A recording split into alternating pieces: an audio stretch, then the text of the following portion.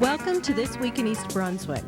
This week, residents and township officials gathered to celebrate the dedication of a new park in town. The Great Oak Park was officially opened for the enjoyment of all residents.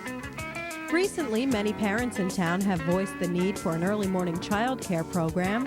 YMCA Director Ron Fournier and Community Services Director Judith Lebline give the details of a newly developed program designed to fit the needs of many working parents.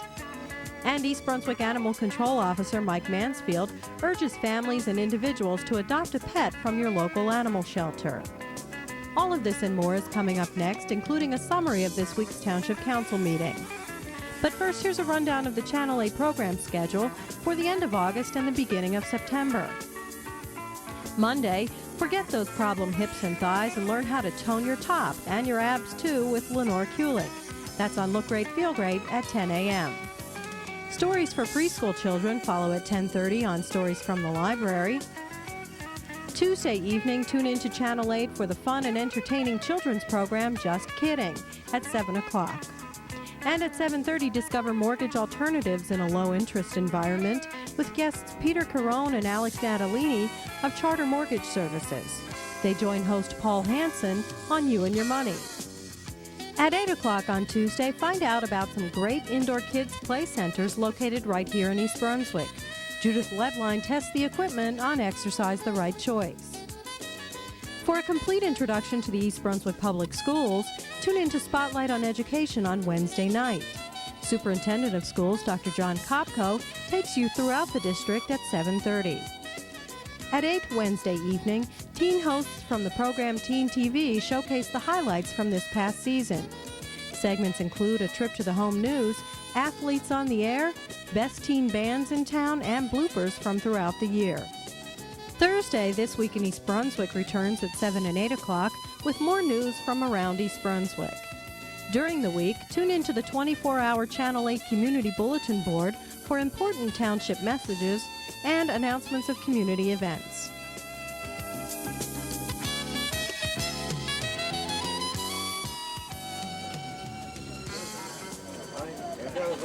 We hereby dedicate Great Oak Park.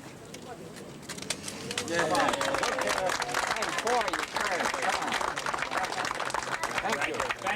Several residents and township officials went to Great Oak Park Saturday to dedicate the township's newest park.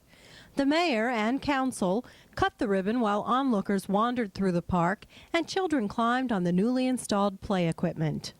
A short time ago, many of us stood here for the groundbreaking ceremony for Great Oak Park. Since then, much has happened to transform this one vacant tract of land into a beautiful and peaceful park. While the 200-year-old tree remains a focal point, the land is now embellished with more than 85 trees that have been planted to create the arboretum theme of this park. The winding walkway has already attracted residents for the purpose of jogging and walking exercises. The handicap-accessible playground, which you see right behind you, selected to blend into the natural aesthetics of the park, has been installed and neighborhood children are already enjoying it, as you can see today. You will see benches and trash receptacles scattered throughout the park, and you will notice that improvements have been made to the parking lot behind me and the bus drop-off area. The split rail fence that surrounds the property defines the park with a character of its own. Future amenities that obviously are not here right now but will be here are a gazebo, a water fountain, bike racks, information kiosks, which will include the names of major contributors to the park, which we have right to my right. We will have additional landscaping, and we have the labeling of different species of newly planted trees. And we'll also have, and I had a few people question this morning, intersection improvements for pedestrians. All that you see in this park has been done at no cost to the East Brunswick taxpayers. That is one of the things that makes this park unique from others in our community. The township acquired this 5-acre tract of land from a local developer in the late 1980s with the stipulation that it remains as open space. The township lent its support to the park with the provision that all costs of the project be financed with private funds. And that is exactly how we did it. A grant from the Small Business Administration's tree planting program allowed us to purchase the 85 new plantings. Major contributions were received from developers who had to replenish the township tree escrow funds when they received planning board approval for new construction in town. These contributors included John Chang, developer of the Rainforest Restaurant on Route 18, the Branch of 40 family, developers of Summerhill Marketplace on Summerhill Road, and U-Haul developers of mini storage units on Route 18. I think they all deserve a round of applause for their contribution.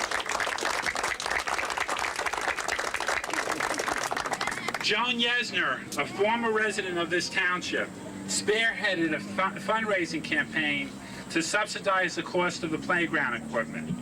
Her efforts resulted in the following residents and businesses making significant contributions to that end. Dr. and Mrs. Kenneth J. Friedman, who I think Dr. Friedman is here, and Mrs. Friedman, just wave, and he deserves a round of applause. I'm not sure if Mr. and Mrs. Martin Mermelstein is here. Okay, and thank them very much. Thank you very much. Central Jersey Savings Bank, SLA, and Comcast Cable Communications both deserve a round of applause. These contributors, whose names appear on the plaques displayed next to me, will be placed on a kiosk which will become a permanent fixture of the park. Joan Yesner, who I mentioned earlier, has since moved from our community and has made a significant contribution to this park that will be seen for many years to come. I'm especially grateful for her interest and willingness in helping this park become a reality, and Joan deserves a very big round of applause. I'm also generally grateful to all the donors for this tremendous contribution to our community. I would also like to acknowledge members of the family who previously owned this property, and I see them here today. Mary Swiderski. Mary, thank you very much, Mary. Mary's parents originally owned and farmed this land, which we're on today. Viola Gobrowski. Viola, thank you. Who, along with her late husband, Lawrence, and brother-in-law, Joseph, also farmed this land. Viola's daughters, Teresa Von Deesten and Cynthia Todoroff, and their families. Thank you. And Mary Jane Gabowski, who is a niece of Mary and Viola, also. Thank you very much. Thank you. A day like today is really a special day for everyone in East Brunswick. But I think it's really more special for the children who are on that play equipment right now enjoying the day. Because what we've done here is an example happening right behind us. It's children enjoying themselves, playing in a safe environment, thanks to the many efforts of many people in this township that made it possible for them. And I'm truly grateful for those people that make it happen for these children here. Great Oak Park is located on Winton Road between Riders and Ruse Lanes. At the center of the park is the giant 200-year-old oak tree, which inspired the township to preserve the area. The park is open daily from dawn to dusk.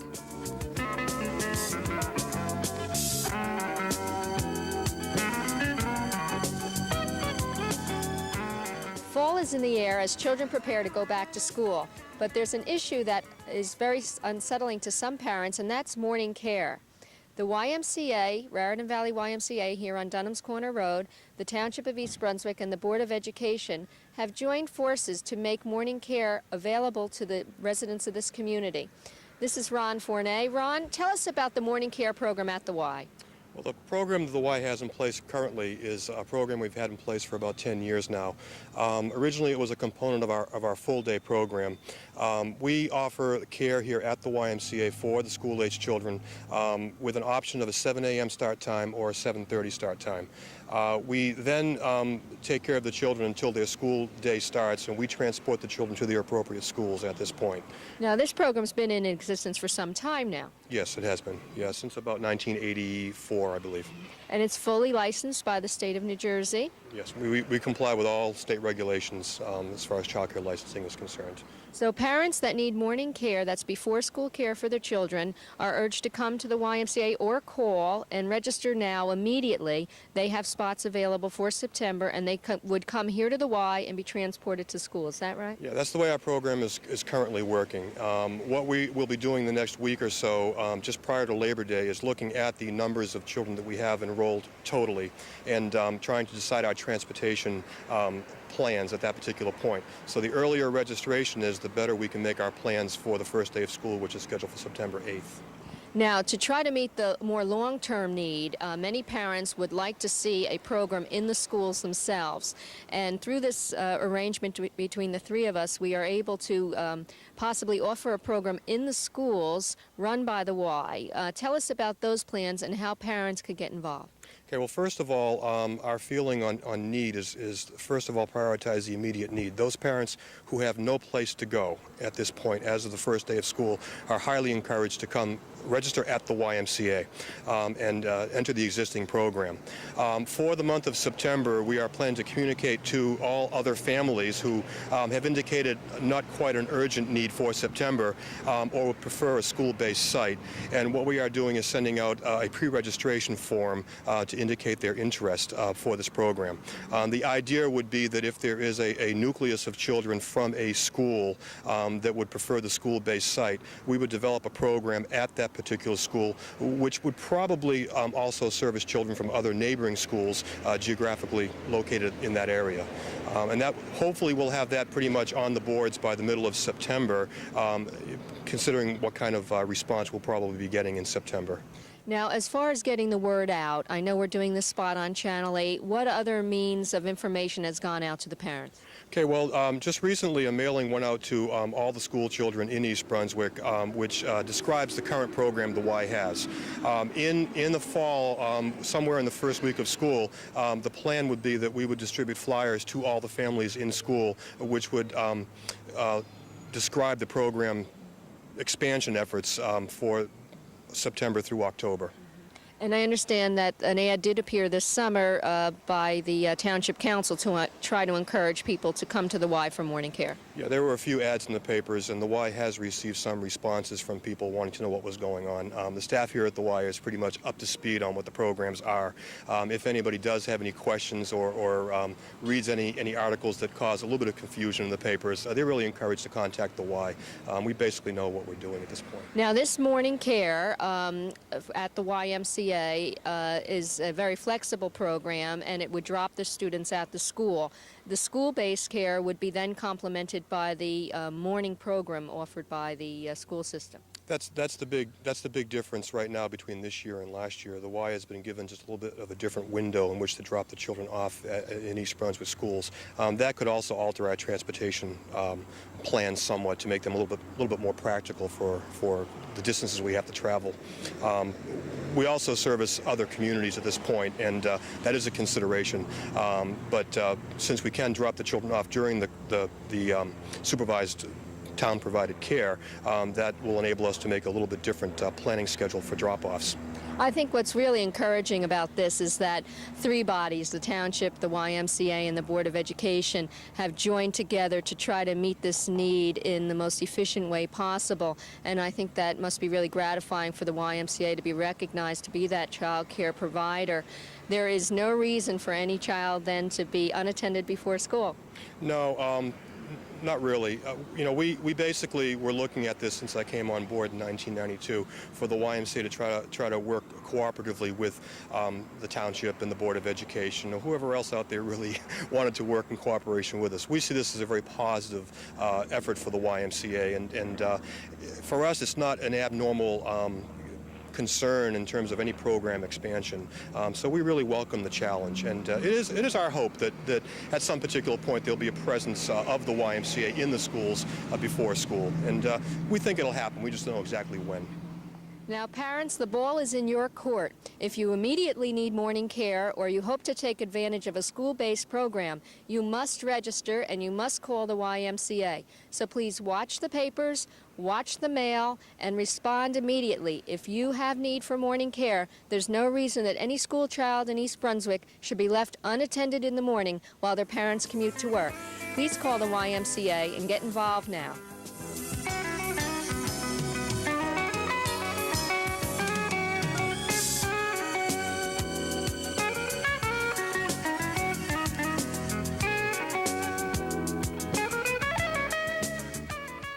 On Monday night at the Township Council meeting, Councilman David Zarnowski and Tony Riccobono presented a resolution to Recreation Specialist Lee Gerhardt congratulating the success of the Crystal Springs Family Aquatic Center.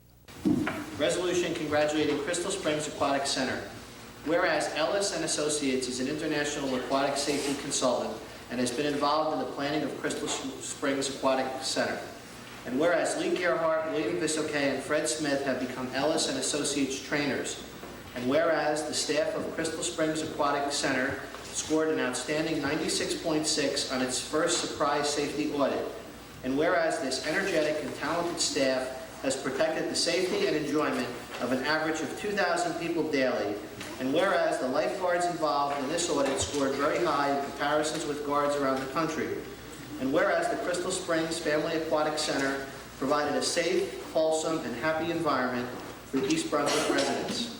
Now therefore be it resolved by the East Brunswick Township Council that it hereby congratulates every employee and volunteer who made Crystal Springs Aquatic Center such a tremendous success, and the East Brunswick Township Council especially congratulates Judith L. Loveline, Director of Recreation, Parks, and Community Services, and L. Mason Neely, Chief Finance Officer. Thank you very much. With the excitement of all of Crystal Springs, sometimes we forget the simpler things in life, and those being our lifeguards to protect us. The surprise audits are something that we as trainers know are going to happen over the season, but don't know when they're going to happen. And so we try to keep our lifeguards diligent on top of their jobs day by day. And every single day they look at us and they say, well, are they coming today? Are they coming today? They just recently came a second time around, and we presently have a 94.3 average over both visits, which is about 1.6 off of what we call the Gold Elite Award. And at this point, we've got our lifeguards reaching for the gold. We appreciate it. We thank the mayor and council for the resolution. Our lifeguards are top notch. I'm not just saying that because we've trained them.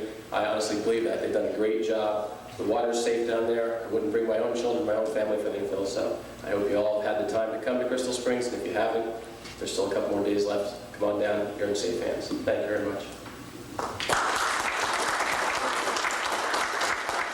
The young lady next to me is Jen Greenlaw. Jen, through our training process, we train in water, of course, and on land, as well as CPR. And they are trained in infant, child, and adult CPR. Jen has managed to get through 2 surprise audits 100% in CPR skills. And I, as a trainer, don't know if I could even manage to do that, but 200% is fantastic. And I congratulate you, Jen, and I hope you'll continue the great work and come back next year. In the reports portion of the council meeting, Business Administrator Ray Stone announced a few countywide hazardous waste drop-off days. There are some hazardous waste days being set up by the county. This is an important service to the township's residents on September 10th at the South Brunswick Municipal Center from 8 a.m. till 2 p.m. You can bring your pesticides, herbicides, flammable liquids, detergents, batteries, and used motor oil. No tires, explosives, or infectious wastes. The next date after the 10th of September will be October 8th, and that one will be at the Milltown Public Works Yard. And finally, the third one will be in November on the 19th at the Dunellen Public Works Center. At the council's last meeting, council members voted to eliminate some previously scheduled fall council meetings. The new meeting schedule for September and October is as follows. Monday, September 12th, Thursday, September 29th, Tuesday, October 11th, and Monday, October 24th. All council meetings begin at 8 p.m. in the municipal courtroom. Good morning, I'm Mike Mansfield. We're here at the Pet Food Depot, and we have quite a few stray animals we're looking for homes for. All these strays have come out of Bloomer Kennels and picked up by the local animal control officers, including myself. As you can see over here, there's quite a few puppies and some nice kittens and what we call ugly duckling dogs. Everybody wants the fancy purebreds, but the little odd-colored little 57 Heinz varieties, they're a little harder to place, so we decided to give it a try here today. We've got about 30 dogs, and we're having good luck at finding homes for them. If you're interested in adopting a dog, call Bloomer Kennels or any of your local shelter, and I would ask that you ask to look at the ugly ducklings. Those are the ones that are hardest to place. This is Mike Mansfield. I hope you have a nice day.